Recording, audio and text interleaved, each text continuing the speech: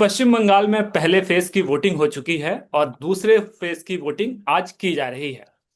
तकरीबन 4 बजे हैं और अब तक अच्छी खासी वोटिंग हुई है, किसी बड़े हिंसा की खबर नहीं है। इन सब के बीच बंगाल में बीजेपी इस बार किसी भी तरह अपनी सरकार चाहती है।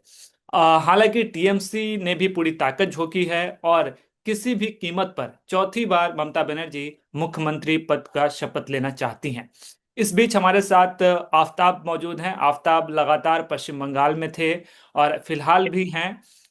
कई सीटों पे इन्होंने दौरा किया, खास तौर से भवानीपुर सीट पे थे जहां से खुद ममता बनर्जी चुनाव लड़ रही हैं।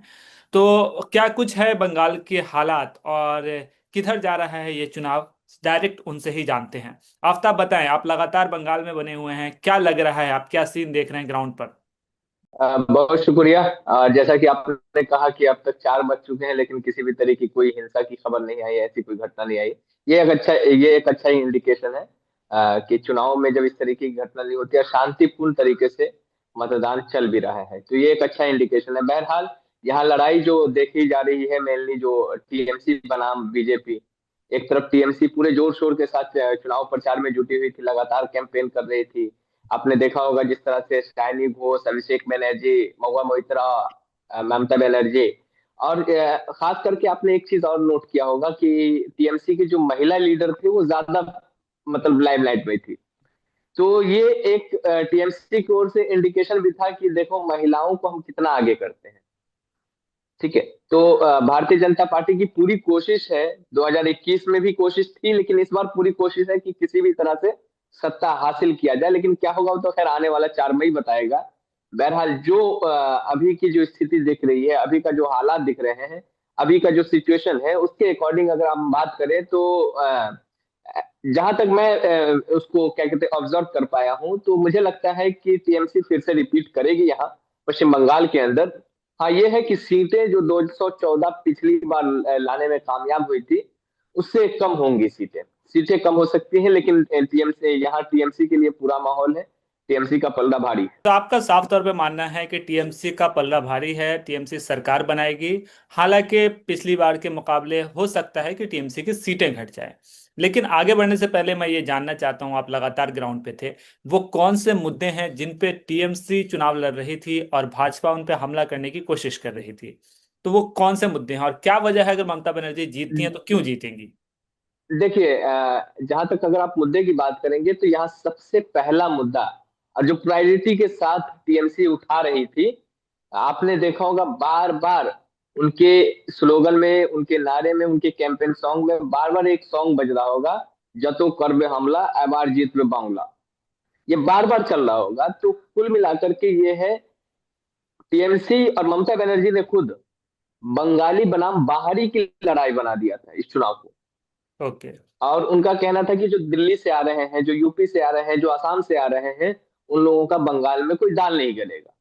ये बंगाल को बचाने की लड़ाई है, बंगाली सभ्यता को बचाने की लड़ाई है, बंगाली कल्चर को बचाने की लड़ाई है, और बंगालियों को बचाने की लड़ाई है। लेकिन एक चीज और जो बहुत इंपॉर्टेंट है, फर्स्ट फेज की पोलिंग के बाद जो चर्चा में आया है कि ये जो 93% वोटिंग हुई है और ये बढ़ा हुआ वोटिंग परसेंटेज है, वो किस ओर इशारा कर रहा है। क्योंकि याद होगा आप बिहार में थे और उस वक्त हम लोग भी बिहार में थे। तो वो जो वोटिंग परसेंटेज वहां बढ़ के आया था उसकी काफी चर्चा हुई थी और जब वो रिजल्ट में भी दिखा कि विपक्ष साफ हो गया और सत्ता पक्ष ने सरकार हासिल की। तो क्या बंगाल में भी कुछ इस तरीके के देखिए उलटफेर हो सकते हैं। देखिए वोटिंग परसेंटेज की अगर आप बात करेंगे तो हाँ, बिल्कुल वोटिंग परसेंटेज बढ़ा है, इसमें कोई शक की बात नहीं है। बिहार में भी बढ़ा था, इसमें भी कोई शक की बात नहीं है। लेकिन वोटिंग परसेंटेज पे अगर आप नजर डालें तो मैं कई बंगाल की आवाम से मिला। ठीक है। जो खास करके यहाँ जो एसआईआर का मुद्दा चल रहा था, एसआईआर को लेकर के लगातार ममता बनर्जी बंगाल से लेकर के दिल्ली तक लड़ती रही है। यस। और मुझे नहीं लगता है कि एसआईआर पे जितना एक्टिवली, जितना सक्रिय होकर के ममता बनर्जी बंगाली जनता के लिए, बंगाल की जनता के लिए लड़ी है, उतना किसी ने भी लीडर, कोई भी लीडर हो नहीं लड़ा है। मेरा जहां तक मानना है, मैं देखा बिहार में भी आप देखिए, तेजस्वी यादव, राहुल गांधी एसआईआर को लेकर के आवाज उठा रहे थे, लगातार आवाज उठाए, लेकिन वो लड़ाई में वो ये समझिए कि मीडिया चैनल तक महदूद था। वो उस चीजों का असर सड़क पे नहीं दिख रहा था। ममता बनर्जी क्या की कि सड़क को भी नहीं छोड़ा, मीडिया पे भी नहीं छोड़ा, और साथ साथ में जो लीगल वे होता है उसको भी नहीं छोड़ा, है ना। तो ये पश्चिम बंगाल की आवाम ने देखा कि एसआईआर में हमारे वोटिंग राइट को बचाने के लिए कोई लड़ रही है, कोई महिला है जो लड़ रही है, तो इसका बेनिफिट उनके उसके खाते में जा सकता है। जो एक्चुअल पॉइंट में जो बताना चाह रहा था वो ये था कि मैं कई लोगों से मिला तो उनका एक स्लोगन ये भी था कि बदलाव नहीं, बदला चाहिए। बदला किस चीज का और किससे? तो उनका ये कहना था कि हमें जो एसआईआर की लाइन में लगाया गया, हमें जो एसआईआर में परेशान किया गया, हमें जिस तरह से मतलब अपने सब काम धाम निजी काम को छोड़ करके जो हम एसआईआर में लगे रहे, लंबे लंबे दिनों तक लगे रहे, उसमें परेशान रहे, उसका बदला चाहिए। और वो जाहिर है इसका गुस्सा वो सत्ता दल पार्टी पर जो केंद्र में सत्ता में है, जो एसआईआर के लगातार पक्ष में रही है, उस पर फूटता रहा है। ओके, और नाउ लेट्स बदला कम नहीं टू द बल्कि भवानीपुर। भवानीपुर ममता बनर्जी की जो कंस्टिट्यूएंसी है, वहां पे क्या स्थिति है और वहां आप क्या देख पा रहे हैं? क्या ममता बनर्जी चुनाव नहीं, जीत रही देखिए ममता बनर्जी चुनाव जीत रही है, इसमें कोई शक की बात है? राइट। नहीं। क्योंकि ममता बनर्जी का वो गढ़ है भवानीपुर, और भवानीपुर में जनता ममता बनर्जी को चाहती है। ममता बनर्जी की वहां से मतलब ये समझिए कि वहां, ये समझिए ना, सियासी तौर पे खेल कूद कहते हैं ना, वो खेल कूद का मैदान है, वो होम ग्राउंड है ममता बनर्जी का। तो होम ग्राउंड पे ममता बनर्जी को हराना बहुत मुश्किल है। अब जहां तक की बात कर रहे हैं कि शुभेंदु अधिकारी के आ जाने से क्या वहां की हवा बदलेगी, वहां का माहौल बदलेगा, तो शुभेंदु अधिकारी को सिर्फ इसलिए नहीं भेजा गया है कि वो ममता बनर्जी को जाके वहां हराए। अब बात समझ रहे हैं? शुभेंदु अधिकारी को भवानीपुर इसलिए भेजा गया है कि वो ममता बनर्जी को वहां जाकर के बिजी कर दे, ताकि ममता बनर्जी अपने सीट पे फंस के रह जाए। और ये कोशिश जो आपने देखा, दिल्ली के अंदर अरविंद केजरीवाल को घेरने की गई थी, अरविंद केजरीवाल को घेरने की गई थी, मनीष सिसोदिया को घेरने की गई थी, ऐसे क्या कहते हैं, आम आदमी पार्टी के तमाम बड़े नेताओं को घेरने की कोशिश की थी, और उसमें कामयाब भी हुए। उसमें भारतीय जनता पार्टी कामयाब भी हुई। लेकिन यहाँ जो अगर आप देखेंगे पश्चिम बंगाल में, ममता बनर्जी अपनी सीट छोड़ करके प्रचार कर रही थी। मतलब कुल मिलाकर के चुनाव से 3 दिन पहले, 4 दिन पहले यहाँ चुनाव प्रचार शुरू की है। यहाँ सिर्फ नॉमिनेशन फाइल करने के लिए आई थी भवानीपुर। उसके बाद चुनाव से 3 दिन पहले उनके यहाँ रोड शो होता है ममता बनर्जी का, भवानीपुर में। तो वो अपना क्या कहते हैं, जो भारतीय जनता पार्टी की जो स्ट्रेटेजी थी कि ममता बनर्जी को हम भवानीपुर में फंसा के रखेंगे, वो बिल्कुल उसके विपरीत जाकर के ममता बनर्जी क्या कर रही थी कि वो 293 सीटों को देख रही थी भवानीपुर को छोड़ करके।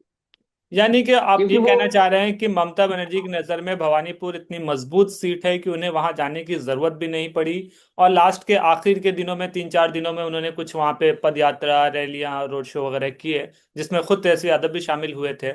तो इसी के बहाने वो इस सीट को निकालना चाह रही हैं, बाकी उनका पूरा बिल्कुल फोकस पूरे बिल्कुल बंगाल पे था। देखिए, यस। देखिए टीएमसी के जो कार्यकर्ता है वो एक्टिवली कार्यक्रम कर रहे थे भवानीपुर के अंदर, वो कैंपेन कर रहे थे डोर टू डोर भवानीपुर के अंदर में। ठीक है, लेकिन आप जो कह रहे हैं कि ममता बनर्जी का वो तो एक गढ़ है ही। दूसरी बात, उनकी कोशिश थी कि 293 सीटों पर इम्पैक्ट डाला जाए, एक सीटों को छोड़ करके।